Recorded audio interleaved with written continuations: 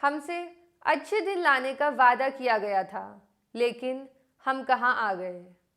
इलाज के लिए अस्पताल नहीं, यदि अस्पताल है तो बेड नहीं, बेड है तो आईसीयू नहीं, आईसीयू है तो वेंटिलेटर नहीं, और अगर वेंटिलेटर है तो ऑक्सीजन और इंजेक्शन नहीं। अस्पताल दर अस्पताल भटकने को मजबूर हैं। कोरोना का टेस्ट कराने के लिए लंबी लंबी लाइन है। खुद ऑक्सीजन का इंतज़ाम करते फिर रहे हैं। लाखों लोग मर चुके हैं। हर दिन कोरोना के रिकॉर्ड केस आने में हम विश्व गुरु बन चुके हैं।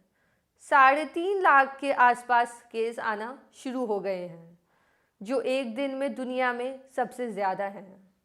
वो दिन दूर नहीं जब हमारे देश के केस दुनिया के सभी केसेस से एक दिन में आने वाले केसेस से ज़्यादा होंगे। देश में अफरा तफरी का माहौल है। हालात 1975 की इमरजेंसी से भी ज़्यादा ख़राब है और हमारे देश के पीएम मोदी इलेक्शन के प्रचार में बिजी हैं। हमें अपने हाल पर छोड़ दिया गया है। लॉकडाउन नहीं लगेगा यह बताने को पीएम देश को संबोधित करते हैं, लेकिन यह नहीं बताते कि ऑक्सीजन कैसे मिलेगी, इंजेक्शन कैसे मिलेगा और बेड कैसे मिलेगा। सरकारें सोशल डिस्टेंसिंग और मास्क की डायरेक्शन देती हैं, लेकिन खुद फॉलो नहीं करती। इलेक्शन कमीशन बंगाल में चुनाव कराने में मस्त है और वह रैलियों में सोशल डिस्टेंसिंग और मास्क के उल्लंघन पर आंख और कान बंद करके बैठा है। कमीशन ने रोड शो और बड़ी रैलियों पर रोक तब लगाई जब पीएम ने खुद अपनी रैलियों को रोक दिया और हाई कोर्ट्स ने उससे जवाब तलब किया। देश में हालात इतने ख़राब हैं कि दिल्ली हाई कोर्ट को यह तक कहना पड़ गया कि चाहे भीख मांगो या उधार लाओ या चुराओ, लेकिन ऑक्सीजन ले करके आओ।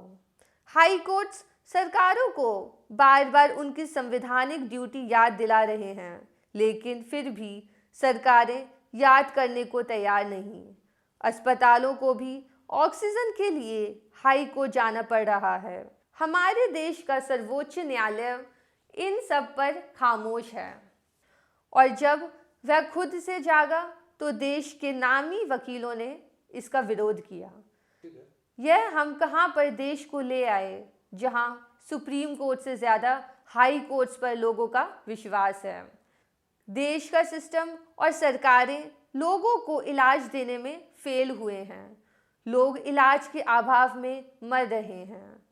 हमारी सरकारों को चिकित्सा सुविधाओं पर ध्यान देने की फुर्सत ही नहीं मिली। वो तो सिर्फ हिंदू मुस्लिम करने में ही लगी रही। कुंभ का मेला ज़रूर लगेगा, चाहे कोरोना फैल जाए। कुंभ को रुकवाने के लिए हमारे पीएम धर्म गुरुओं के आगे गिड़गिड़ाएंगे और सीएम गंगा स्नान को कोरोना का इलाज बताएंगे। दो मोदी के मंत्री रामदेव की कोरोनिल का उद्घाटन करेंगे, लेकिन लोग रामदेव के ही गुरुकुल में कोरोना से बीमार हो जाएंगे। हमने सभी पार्टियों को मौका दिया, लेकिन सभी फेल हुई। चाहे वह बीजेपी हो, चाहे वह कांग्रेस हो, चाहे आप हो, चाहे सपा हो, चाहे बसपा हो, लेकिन कोई भी सिस्टम को ठीक ना कर सकी। क्या हम इसी तरह इलाज के अभाव में मरते रहेंगे? ज़रा सोचिए।